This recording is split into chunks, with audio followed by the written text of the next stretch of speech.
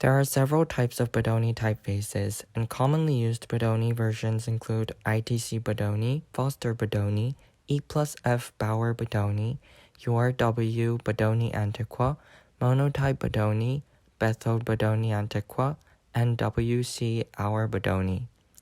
The version we looked as our main for research is ITC Bodoni.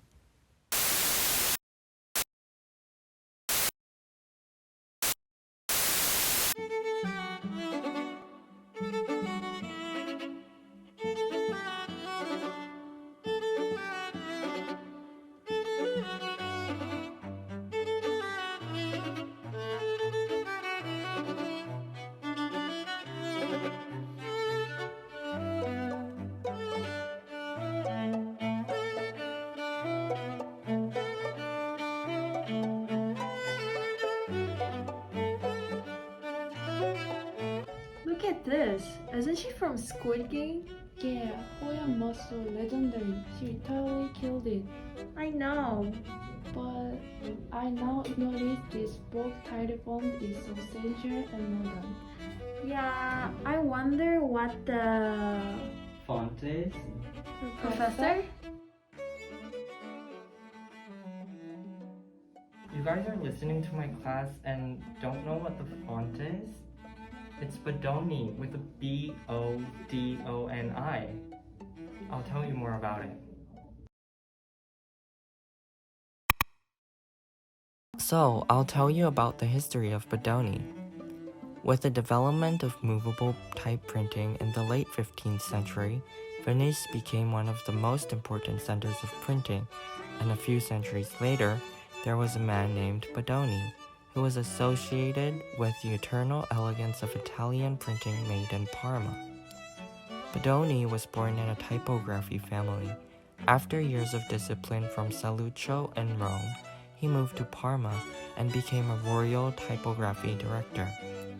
Among them, while working for Duke of Parma, this Bodoni was born. Instead of being inspired by the previous script, this Bodoni tried to create a modern model of similar fonts of his time, relying on accurate and mathematical characteristics. That's why there's a vertical serif. Similar to Didot, which was first created, Bodoni fonts had immediate success among people.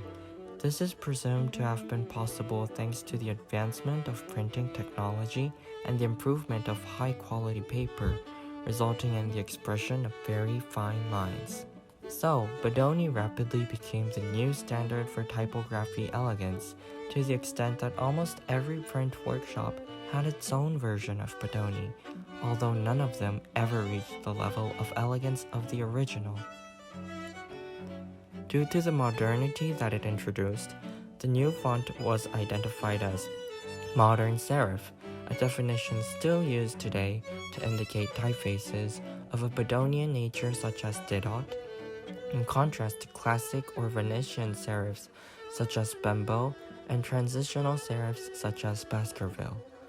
Bodoni has repeatedly been described as difficult to read in smaller font sizes, but it was created to be visually impressive rather than readable or practical to the reader. So in the flow of the font's type's history, Bodoni came after Garamond and Baskerville in 1788. We prepared a pop quiz. Choose O or X to the next questions. Bodoni came out on 1688.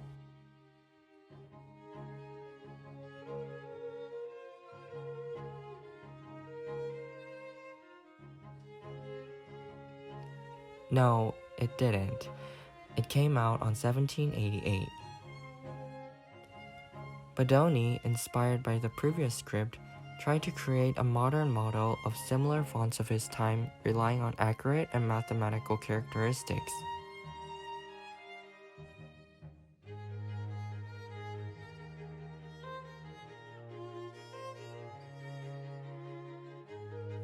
No, he did not get inspired by the previous script. Bodoni became the new standard for typographical elegance rapidly.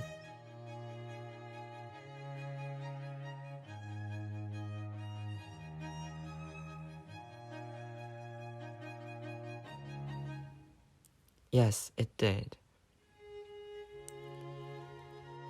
Bodoni fonts had immediate success among people, and it's presumed to have been possible thanks to the advancement of printing technology and the improvement of high-quality paper.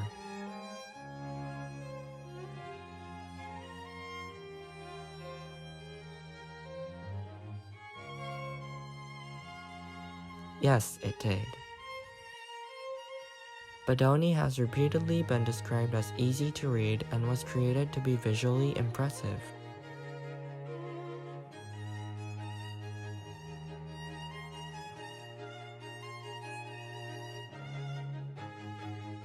No, it was hard to read small letters, but it was created to be visually impressive. Our class is up today. Your assignments till next class is tracing Bodoni and century expanded.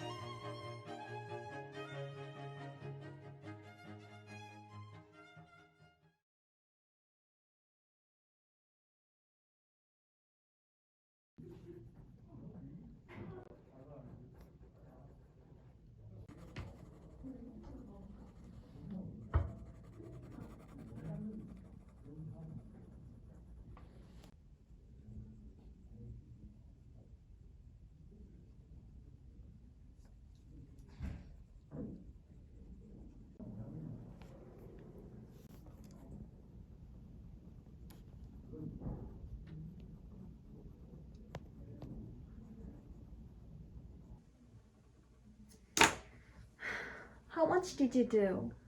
I don't think I can make it. It takes like 3 hours per page. But did you notice any difference between different types? Yeah, I did. So did I.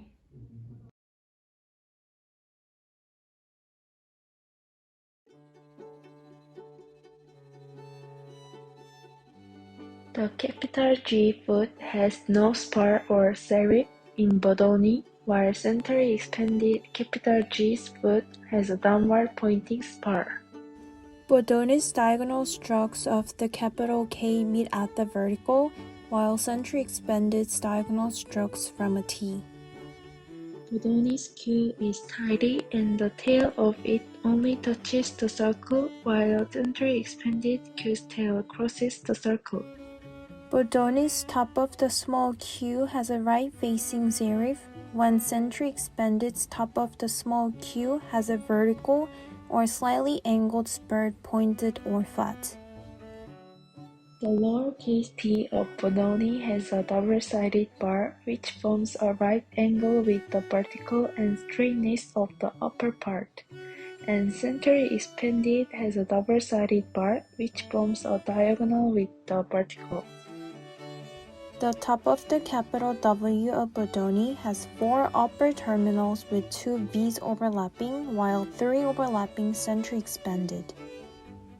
I didn't know if we had to do the numbers or not, but just noticed that Bodoni's number 4 has double serifs but centrally expanded has 1. Bodoni reflects mathematical and geometrical shapes and proportional beauty. The difference between horizontal and vertical strokes is sharp, and it shows the best contrast that can be expressed in letters. Bodoni's neat serifs that fall in a straight line and curved letters such as O and C in Bodoni font form a long and thin font, a font that is narrower than the standard font. Ascenders and descenders are slightly longer. Bodoni has a small X height. It appears very wide and black. Bodoni has strong vertical stress, accentuated by its heavy thicks and hairline thins. At the end of the 18th century, a fashion grew for faces with a stronger contrast between the thicks and thins, unbracketed serifs, and a strong vertical stress. These were called modern typefaces, which Bodoni represents. Here is another pop quiz that we prepared about the characteristics that we just described. Which of the following is Bodoni?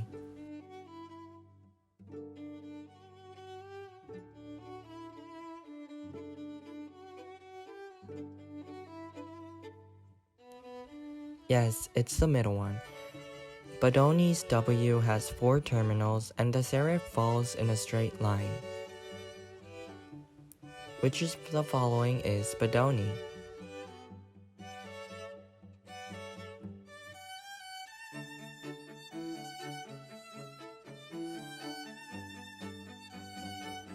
Yes, it's the first one. Bodoni Q's tail touches and does not overlap. Didot's tail is a shape of a fox's tail, so you can distinguish from now. Which of the following is Bodoni?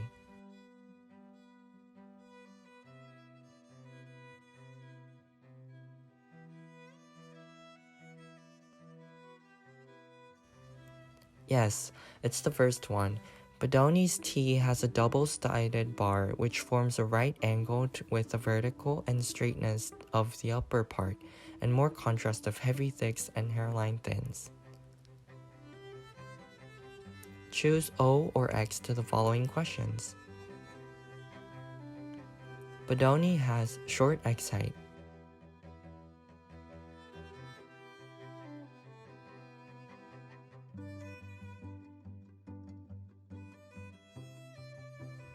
Yes, it does have short X height. Difference between horizontal and vertical strokes is sharp, and it shows the best contrast that can be expressed in letters.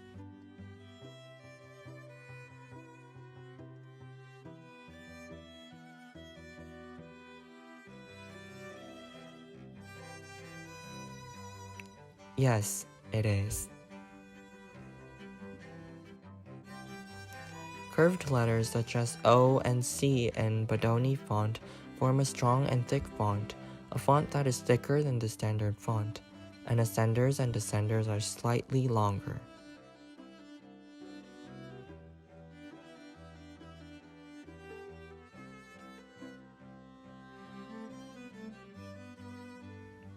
No, Bodoni font form a long and thin font, a font that is narrower than the standard. Bodoni is often used for fashion industries such as Vogue magazine because of its class with a modern twist. However, it is also popular in music industry. Lady Gaga and Nirvana have used it in album covers in a very fitting way. This is the beauty of Bodoni. It has many different feels to it based on how you look at it. It is simple enough to work for many things, but stylistic enough to make an impression. I would say Bodoni is applicable in a lot of situations, and it is easy to justify the situation because of the versatility there.